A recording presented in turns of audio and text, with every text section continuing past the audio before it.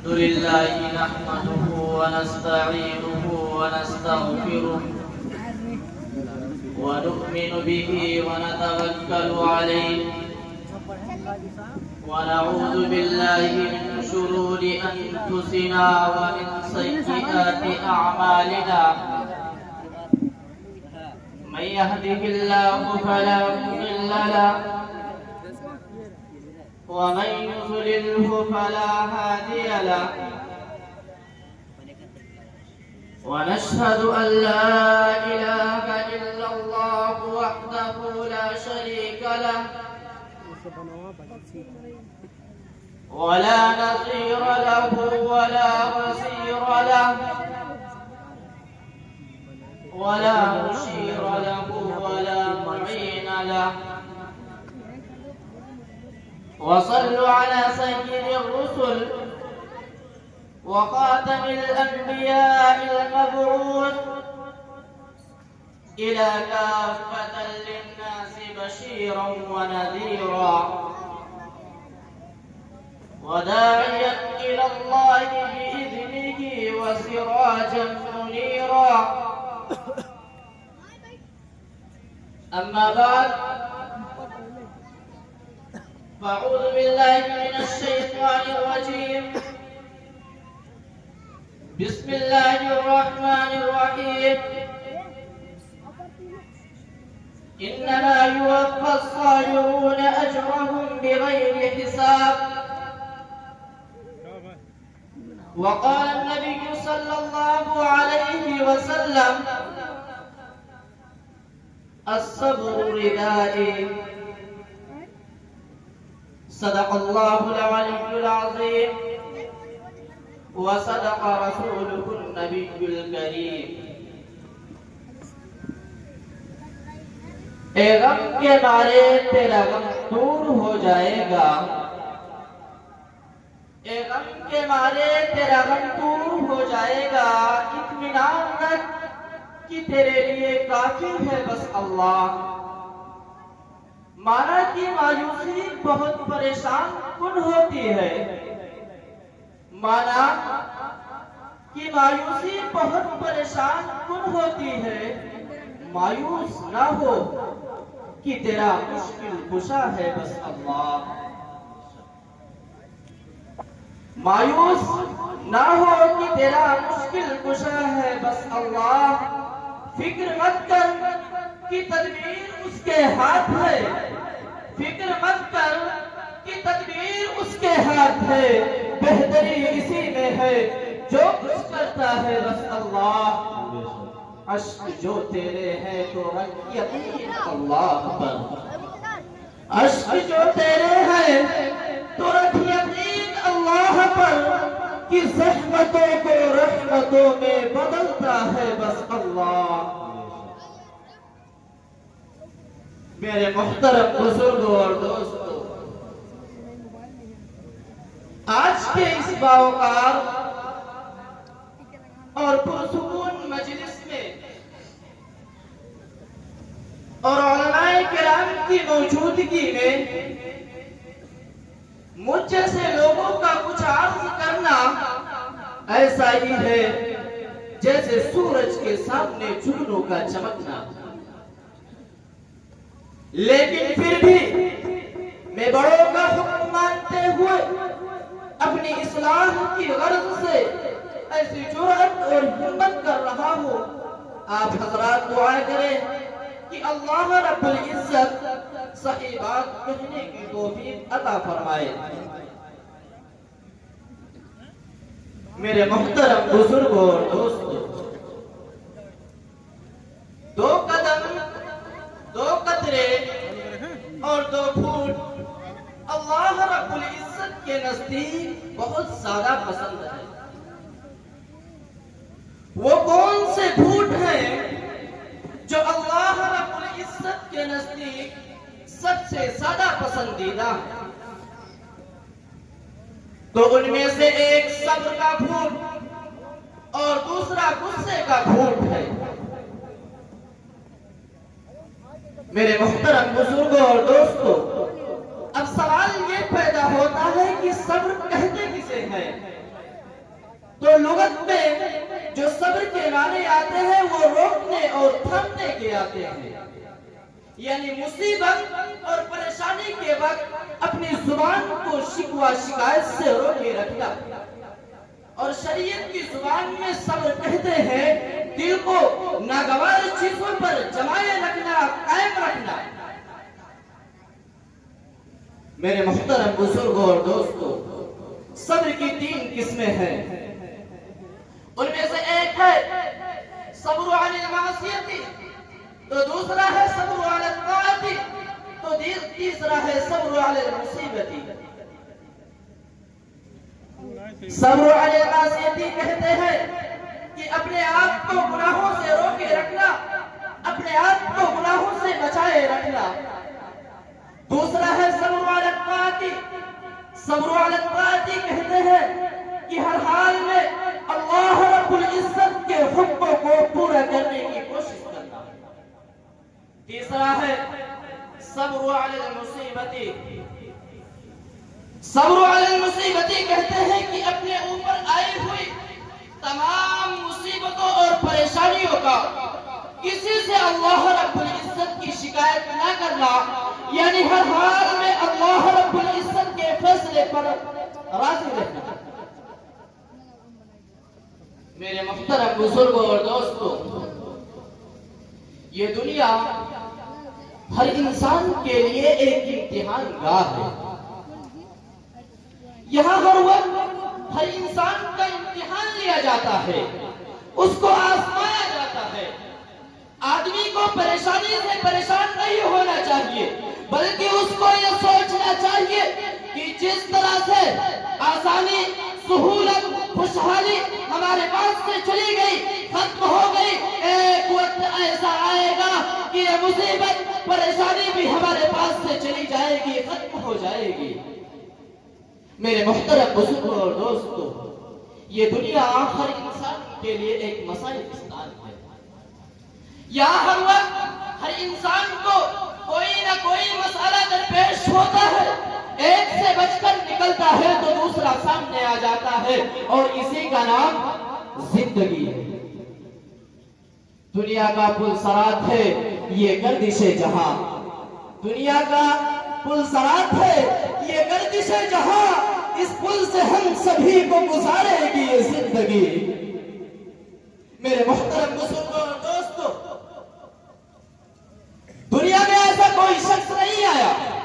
جس کو مصیبتوں اور پریشانیوں کا سامنا نہ کرنا پڑا ہو۔ اس دنیا میں کوئی ایسا انسان نہیں آیا جس کو اپنی زندگی میں ناموافق حالات برداشت نہ کرنے پڑے ہو۔ کسی شاعر نے کیا ہی خوب کہا ہے کہ وفا، خلوص و محبت، غم و خوشی آنسو، وفا، خلوص و محبت، غم و خوشی آنسو، ہر ایک چیز ضروری ہے زندگی کے لیے۔ اس دنیا میں خوشی کے ساتھ ہزاروں غم بھی ہوتے ہیں، اس دنیا میں خوشی کے ساتھ ہزاروں غم بھی ہوتے ہیں، کسی کے لیے بجتی ہے شہنائیاں، کسی کے لیے ماتم بھی ہوتے ہیں۔ میرے محترم بزرگوں اور دوستوں، جب آدمی زندگی کے نشیب و فراز اور مختلف حالات سے گزرتا ہے تو اس کو تجربہ حاصل ہوتا ہے، اور اسی تجربے سے جینے کا طریقہ آتا ہے۔ کسی شاعر نے اسی پر کیا خوب لکھا ہے کہ تجربہ حادثوں سے ملتی ہے، تجربوں کی دولت حادثوں سے ملتی ہے، باپ کی وراثت سے کبھی تجربہ نہیں ملتا۔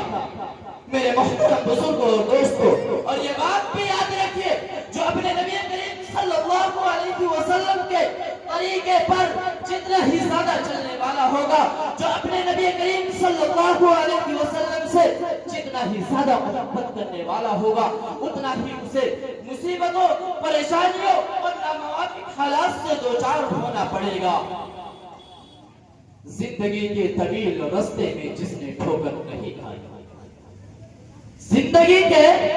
طویل راستے میں جس نے ٹھوکر نہیں کھائی، تجربہ ہے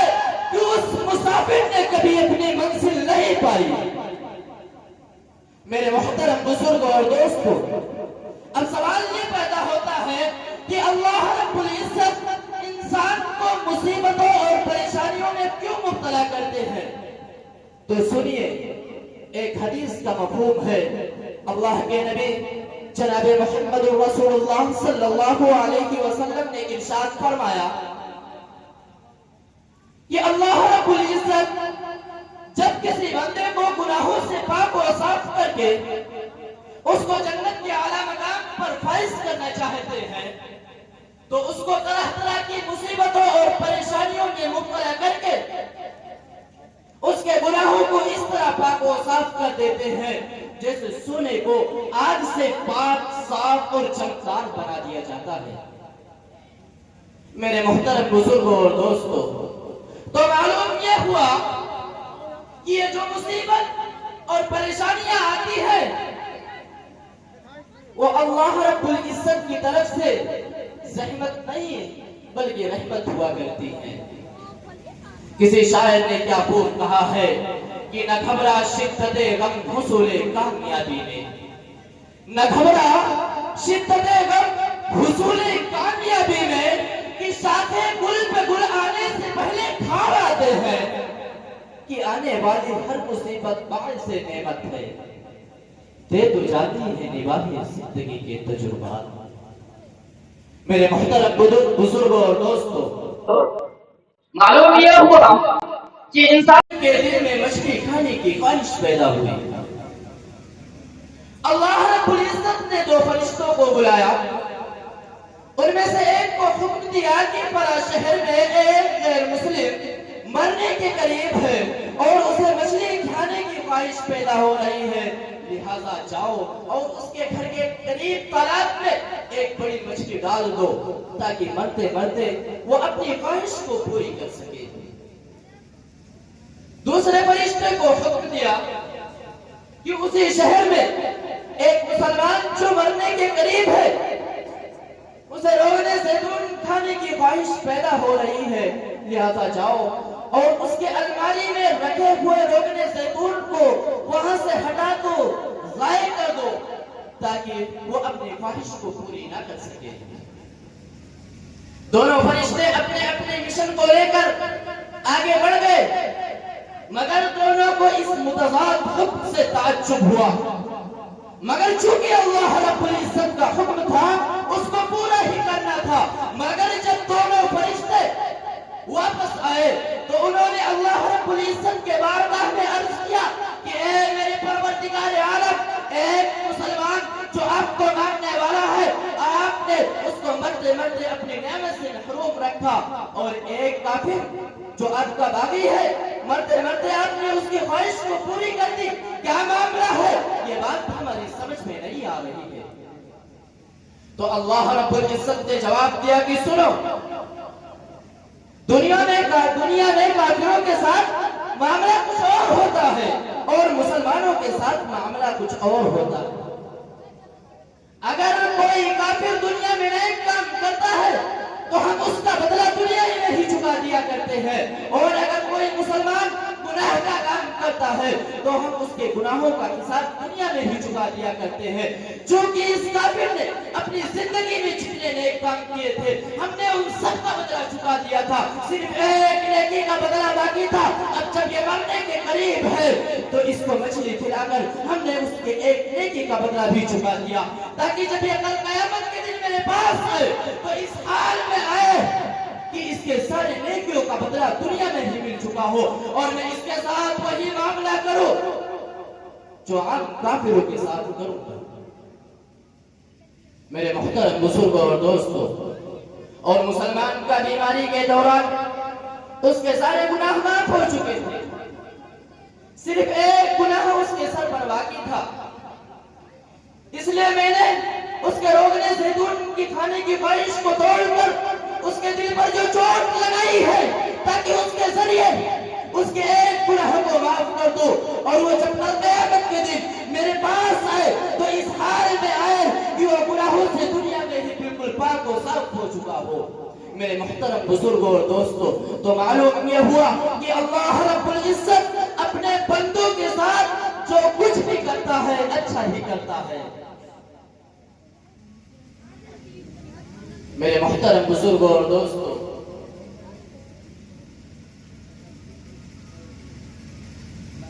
اس کو ایک مثال سے سمجھیے۔ بعض دفعہ جب بچے اپنے جسم پر نجاست اور گندگی لگا لیتے ہیں، جب ماں اس کو دھوتی ہے، صاف کرتی ہے، نہلاتے وقت جب اس کے جسم کو ملتی ہے تو بچہ زاروں قطار روتا ہے۔ بچہ یہ سوچتا ہے کہ میری ماں میرے ساتھ ظلم کر رہی ہے، مگر حقیقت میں ماں اپنے بچے کے ساتھ شفقت و محبت کا معاملہ کر رہی ہوتی ہے۔ میرے محترم بزرگوں اور دوستو، ذرا سوچئے، جب ایک ماں اپنے بچے کے ساتھ، اپنے بچے کے جسم پر تھوڑی سی نجاست اور گندگی کو نہیں دیکھ سکتی، تو اللہ جو 70 ماؤں سے بھی زیادہ اپنے بندوں سے محبت کرتا ہے، وہ اللہ اپنے بندوں کے دلوں پر گناہوں کی گندگی کو کیسے دیکھ سکتا ہے؟ اسی لیے اللہ رب العزت اپنے بندوں پر مصیبتیں اور پریشانیاں بھیج کر اس کے گناہوں کو پاک و صاف کر دیا کرتے ہیں۔ جیسے ڈاکٹر انسان کے جسم کو چیر کر گندا مواد نکال دیتا ہے، اسی طرح اللہ رب العزت مصیبت بھیج کر انسان کے دل سے گناہوں کے مواد کو آنسو کی شکل میں نکال دیا کرتے ہیں۔ میرے محترم بزرگوں اور دوستو، تو اس سے یہ معلوم ہوا کہ اللہ رب العزت کی طرف سے جو مصیبتیں اور پریشانیاں آتی ہیں وہ زحمت نہیں بلکہ رحمت ہوا کرتی ہے۔ لیکن افسوس کہ آج بعض لوگوں پر جب تھوڑے سے ناموافق حالات پیش آ جاتے ہیں تو وہ جہاں بیٹھتے ہیں وہی اس مصیبت کا تذکرہ شروع کر دیتے ہیں۔ ایسے لوگ جو اپنی مصیبت کا تذکرہ لوگوں میں کرتے پھرتے رہتے ہیں، حقیقت میں وہ لوگوں سے اللہ رب العزت کی شکایتیں کر رہے ہیں۔ حالانکہ اللہ رب العزت نے مصیبتیں اور پریشانیاں اس لیے بھیجی تھی اس کے اوپر تاکہ اس کے گناہوں کو معاف کر کے اس کے درجوں کو اور بلند کر دوں۔ لیکن افسوس کہ آج یہ لوگ جہاں بیٹھتے ہیں وہی اس مصیبت کا تذکرہ کر کے اللہ رب العزت کو ذلیل اور رسوا کر رہے ہیں۔ ایسے لوگ کان کھول کر سن لے جن سے تم اللہ رب العزت کی شکایتیں کر رہے ہو، وہ نہ تو تمہاری بیماری کو ٹھیک کر سکتے ہیں، نہ تو تمہاری مصیبت اور پریشانی کو دور کر سکتے ہیں، بلکہ اس مصیبت پر جو اجر و ثواب ملتا ہے اس سے بھی تم محروم ہو جاؤ گے۔ میرے محترم بزرگوں اور دوستوں، پھر یہ بے صبری اور شکوہ شکایت کرنے سے کیا فائدہ ہوگا؟ میرے محترم بزرگوں اور دوستوں، اور جو شخص مصیبت اور پریشانی پر صبر کرتا ہے اللہ رب العزت اس کو اتنا اجر و ثواب دیتے ہیں کہ اس کا اندازہ اس دنیا میں نہیں لگایا جا سکتا۔ انما یوفی الصابرون اجرهم بغیر حساب، کہ ہم صبر کرنے والوں کو بے حساب اجر و ثواب دیا کرتے ہیں۔ کل قیامت کے دن مصیبتوں پر صبر کرنے والوں کو اتنی نیکیاں دی جائیں گی، اتنی نیکیاں دی جائیں گی اور ان پر اس طرح کی رحمت کی بارشیں کی جائیں گی کہ دنیا میں عیش و مستی کی زندگی گزارنے والے یہ تمنا کریں گے کہ کاش دنیا میں ہمارے جسم کو قینچیوں سے کاٹ کر ٹکڑے ٹکڑے کر دیے جاتے اور اس پر ہم صبر کرتے، جس کی وجہ سے ہم کو اتنی نیکیاں ملتی جو آج ان صبر کرنے والوں کو مل رہی ہے۔ میرے محترم بزرگوں اور دوستوں، اور یہ بات بھی یاد رکھیے، جس کو اللہ رب العزت اپنی رحمت سے دور کرنا چاہتے ہیں اس کو مال و دولت اور دنیا کی عیش و مستی میں مبتلا کر دیتے ہیں، اور جس کو اللہ رب العزت دینا چاہتے ہیں اس کو مصیبتوں میں مبتلا کر دیتے ہیں۔ مصیبتوں میں مبتلا ہونا اس بندے کا اللہ رب العزت کے نزدیک محبوب اور قابل ایمان والا ہونے یہ علامت اور دلیل ہے۔ اس کی مثال ایک واقعے سے سمجھیے۔ ایک مرتبہ ایک صحابی تھکے ہارے ہوئے رات میں اپنے گھر آئے، بستر پر لیٹتے سمے انہوں نے اپنی بیوی سے پانی لانے کو بولا۔ بیوی جب تک پانی لے کر آئی تب تک وہ صحابی سو چکے تھے۔ وہ بیوی پوری رات ان کے سرہانے اس پانی کو لے کر کھڑی رہی۔ جب تہجد کے وقت ان صحابی کا آنکھ کھلا تو انہوں نے اپنی بیوی کو دیکھا اور اس سے پوچھا کہ ابھی تک تو سوئی نہیں؟ بیوی نے جواب دیا کہ میں کیسے سو سکتی تھی؟ اگر آپ رات میں جاگتے، آپ کو پانی کی ضرورت ہوتی تو اس وقت میں پانی پیش نہ کر سکتی،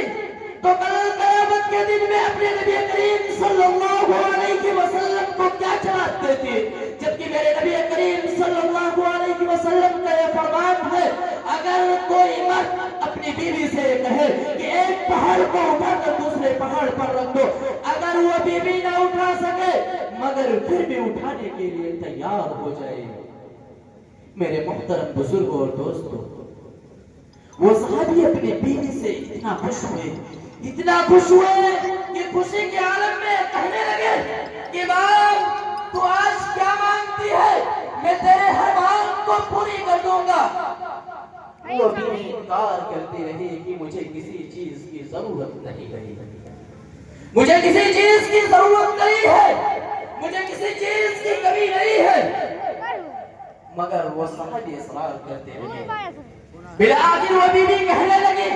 اگر آپ کو دینا ہی ہے تو مجھے طلاق دے دیجئے۔ وہ صحابی پریشان ہو گئے، سوچنے لگے، افسوس کرنے لگے کہ اتنی وفادار بیوی اور مجھ سے طلاق مانگ رہی ہے۔ اس صحابی رضی اللہ عنہ کے پاؤں کے نیچے سے زمین کھسک گئی، مگر پھر بھی وہ صحابی رضی اللہ عنہ نے اپنی ہمت کو دکھایا اور کہا کہ اگر تجھے طلاق چاہیے تو میری ایک شرط ہے، اور شرط یہ ہے کہ ہم دونوں اپنا سارا واقعہ سب سے پہلے نبی کریم صلی اللہ علیہ وسلم کو سنائیں گے، پھر جو وہ فیصلہ کریں گے ہم دونوں اس پر عمل کر لیں گے۔ میرے محترم بزرگوں اور دوستوں، نماز فجر کے بعد دونوں اپنا فیصلہ کرانے کے لیے دربار رسالت صلی اللہ علیہ وسلم کی طرف روانہ ہو رہے ہیں۔ راستے میں چلتے چلتے صحابی رضی اللہ عنہ کا پیر پھسلتا ہے اور وہ ایک گڑھے میں گر جاتے ہیں، جس کی وجہ سے ان کا ایک پیر ٹوٹ جاتا ہے۔ تو ان کی بیوی ان سے کہتی ہے کہ چلو اب گھر واپس چلتے ہیں۔ وہ صحابی رضی اللہ تعالی عنہ نے کہا کہ میں ضرور بھی ضرور حضور صلی اللہ علیہ وسلم کے خدمت میں جاؤں گا، میرا پیر کا ٹوٹنا اتنا تکلیف نہیں دے رہا ہے جتنا آج تیرا طلاق مانگنا۔ وہ بیوی کہنے لگی چلو اب گھر واپس چلتے ہیں، مجھے طلاق کی ضرورت نہیں رہی اب۔ وہ صحابی کہنے لگے ابھی تو طلاق مانگ رہی تھی، اب کہتی ہے کہ مجھے طلاق کی ضرورت نہیں رہی، یہ معاملہ کیا ہے؟ یہ بات ہماری سمجھ میں نہیں آ رہی ہے۔ وہ بیوی صحابی رضی اللہ عنہ کو جواب دیتی ہے کہ میں نے اپنے کانوں سے نبی کریم صلی اللہ علیہ وسلم کا یہ فرمان سنا ہے کہ اگر کسی آدمی پر زندگی میں کوئی تکلیف اور پریشانی نہ آئے تو وہ اس کے ایمان میں شک ہے، وہ کامل ایمان والا نہیں ہو سکتا۔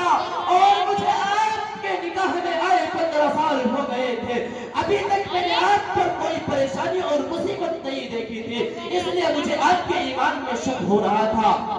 اس لیے میں آپ سے طلاق مانگ رہی تھی۔ اب آپ کے پیر میں چوٹ لگ گئی، اب آپ کا ایمان مکمل ہو گیا، اب مجھے طلاق کی ضرورت نہیں رہی۔ میرے محترم بزرگوں اور دوستوں، معلوم یہ ہوا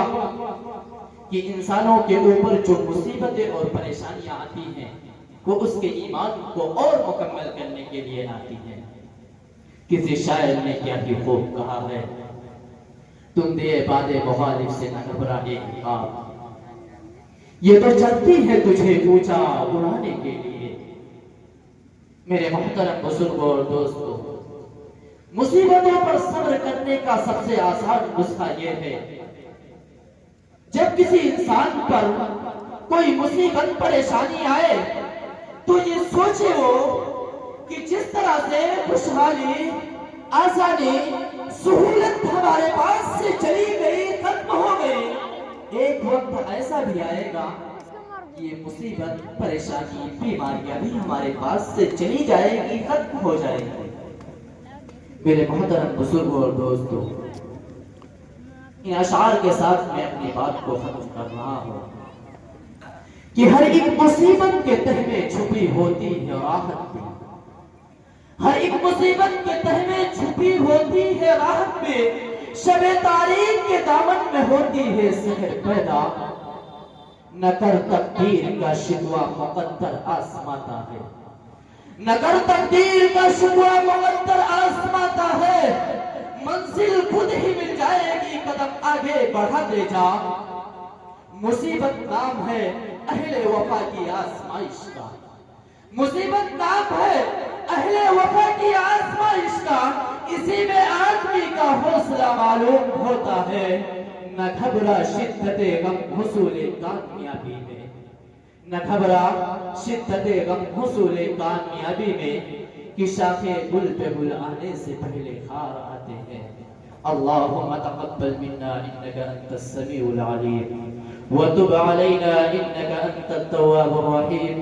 سبحان ربک رب العزة عما يصفون وسلام على المرسلين والحمد لله رب العالمين۔